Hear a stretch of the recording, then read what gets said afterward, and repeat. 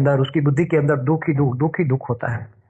तो वो उसकी भी स्थिति, वो घर से बाहर जहाँ उसकी मौत हुई है, घर में, जिस घर में उसकी मौत हुई, जिस स्थल में उसकी मौत हुई है, वहाँ ही रहती है दीर्घ आयु तक, अनेकों साल तक, जब तक उसकी वो गति कराने के लिए, उस आत्मा की मुक्ति कराने के लिए बहुत कोशिश करते हैं, उसकी विधि करते हैं, विधि विधान के हिसाब से, तो भी उसकी आत्मा की मुक्ति नहीं होती। आत्मा की मुक्ति कराने के लिए भक्ति मार्ग के हिसाब से बहुत प्रकार की उसकी अस्थियां गंगा में बहा देते, कोई पवित्र नदियों में बहा देते, जैसे नर्मदा है, सरस्वती है, तो भी वो जाता ही नहीं है, क्योंकि उसकी बुद्धि में इतना दुख दर्द भरा है कि उसमें, मन में वो पावर ही नहीं है। बुद्धि दुखी होती है, बुद्धि में दुख दर्द भरा है, तो मन में दुख दर्द भरा है, क्योंकि मन के अंदर बुद्धि है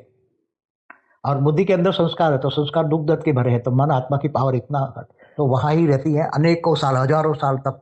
घर में रहती है, उसको मुक्ति नहीं मिलती, क्योंकि आत्मा में इतना दुख दर्द भरा है, कोई भी उसको मुक्ति दिला नहीं सकता, उस घर से निकाल नहीं सकता। हाँ, उस घर से निकालने के लिए बहुत बड़े भूत प्रेत, जैसे आजकल वो मंत्र तंत्र वाले करते हैं निकालने वाले, तो और भी 10-15 भूत आ जाए उनके पीछे और उसको पकड़ के ले जाए, अपने गिरोह में शामिल कर ले, और उसको भी भूत प्रेत फिर अपने काम कराएंगे, तब ही संभव होता है। इसके बिना, और आत्मा की पावर का तो ब्रेकअप कहीं भी, जो दुख दर्द से, रोग शोक से अकस्मात में मरती हैं, ऐसी आत्माओं का कभी भी, आत्माओं की पावर का ब्रेकअप नहीं होता।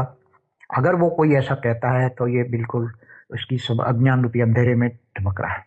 ऐसी आत्माओं की सदगति भी नहीं होती, दुर्गति ही होती है, और वहां ही भटकती रहती है, क्योंकि मन में दुख दर्द भरा हुआ है। तो वो आत्माएं इधर से ऊपर 1 किलोमीटर तक जाने की, आसपास में चारों ओर 1 किलोमीटर के दायरे में घूमने की शक्ति नहीं होती, तो आत्मा की पावर का ब्रेकअप हो ही नहीं सकता।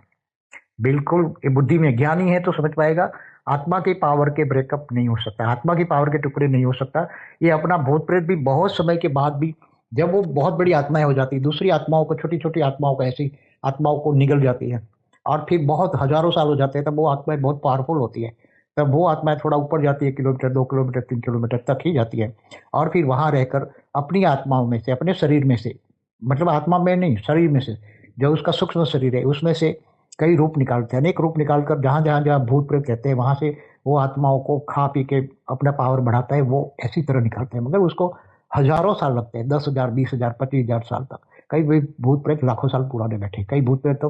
त्रेता के अंत के, त्रेता का कितना समय हुआ, तो लाखों साल पुराने भूत प्रेत होते हैं। तो